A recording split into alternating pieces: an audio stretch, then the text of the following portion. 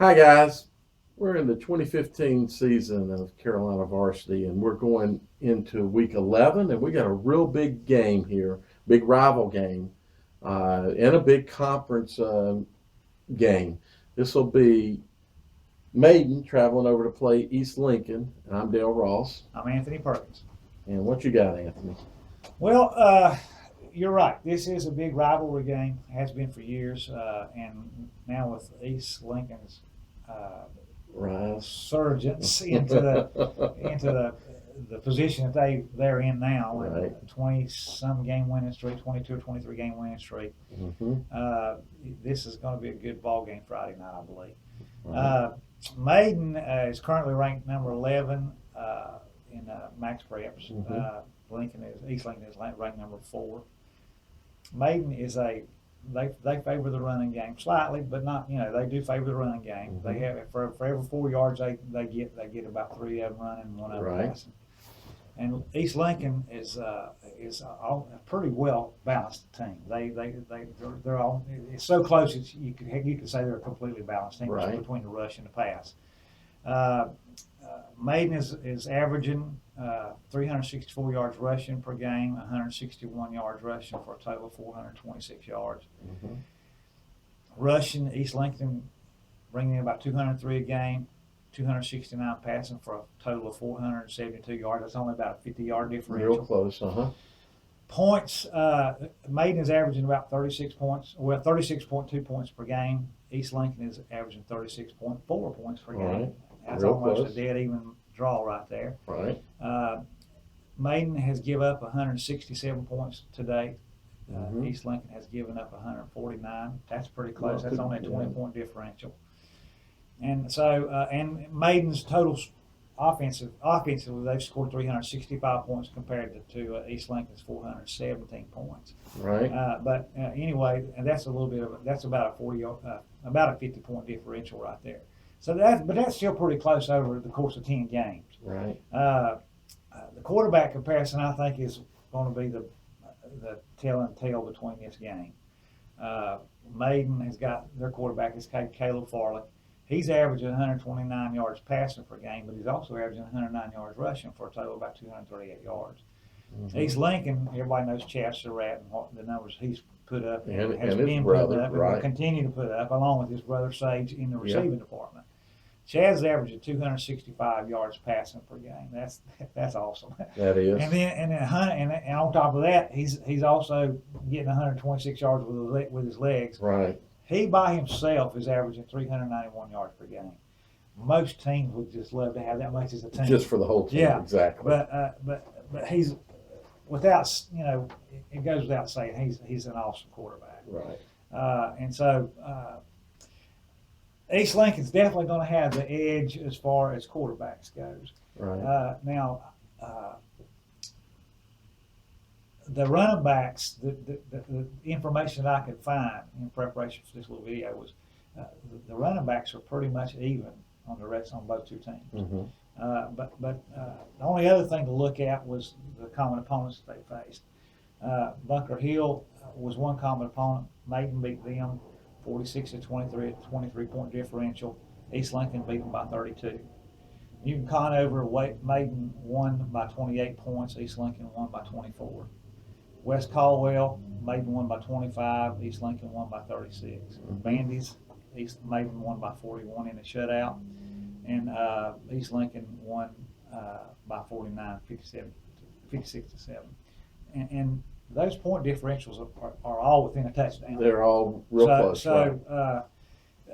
It's going to be interesting.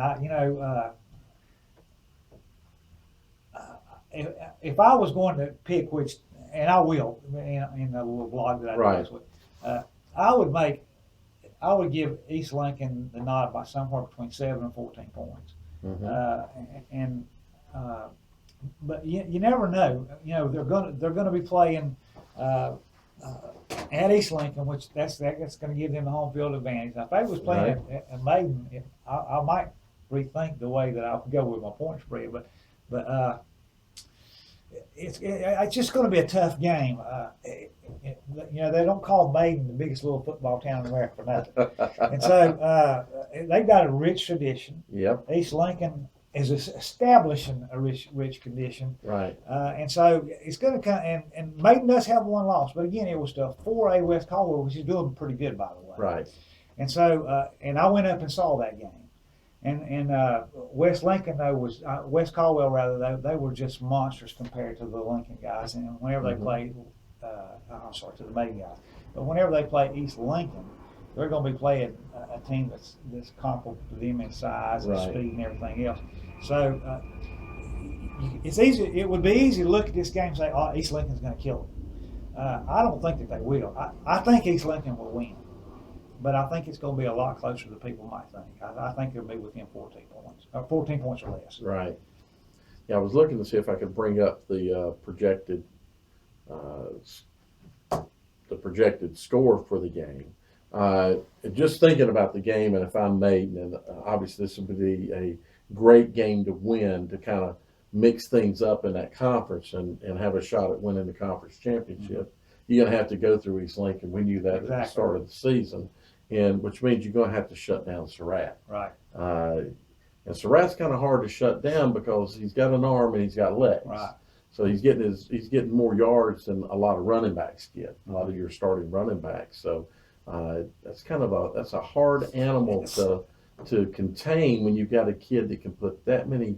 He can throw for over 300 yards, or he could easily hit you for 300 yards tonight and or Friday night and hit you for over 100 on the ground. We see that out of his stats. But they'll have to. I think for Maiden to have a shot, they're going to have to find ways to trim that down. So they have to lock up on his brother Sage, and he's got what 1,300 something yards this year so far. And I think he said he's either just said it or he's at the he needs less than 20 yards. I can't remember which it was. He either needed less than 20 yards last week or he needs less than 20 yards this week to set a new county record. So he's a pretty awesome ball player too, and. But I agree with you, though. If Maiden has got a chance to win this game, they're going to have to find some way to contain Chaz Surratt. If they got to let him do one or the other, but not both. Right. If they're going to let him pass, let him pass. But if they're going to let him pass, they cannot let him run. If they're going to let him run, that's fine. But they can't let him run and pass too. Right. They get one dimension of his offensive repertoire, they're going to have to find a way to shut down. Right, and of course the way to do that, and maybe even a way to impact both of those, is to get some great play out of your defensive line. Your defensive ends being able to contain him inside, and then your inside guys and linebackers being able to shut him down. Right. Exactly. So you can shut him down on the run and then get pressure on him in the pass, but you're going to have to win that battle at the line of scrimmage, I think, to control him. I agree. Otherwise, he's going to light you up, and it'll be that 7-14. And unfortunately, as games can kind of spread, as games can get, as that score starts creeping, it can tend to spread more. Yeah. I think Maiden's got a lot of tradition, and the kids got to hang their hat on that, and go in as we are Maiden. And you're the new guys, but we've been here, right? And even though they're playing at East Lincoln, the folks have made travel well. So it's not, sure they're going to be playing on a different field, but they're going to have their folks in the stand screaming for their boys. So sure, there is a home field advantage, right? No doubt, but still, it's not like you're traveling 50 miles and you may have 100 people in the stands, because the Maiden folks will feel the East Lincoln side of the Maiden side of the East Lincoln Stadium with their own fans, and I think it's going to be a great football game. You think it's going to get into the 40s, 30s, 40s, or you think it's going to be down in the 20s?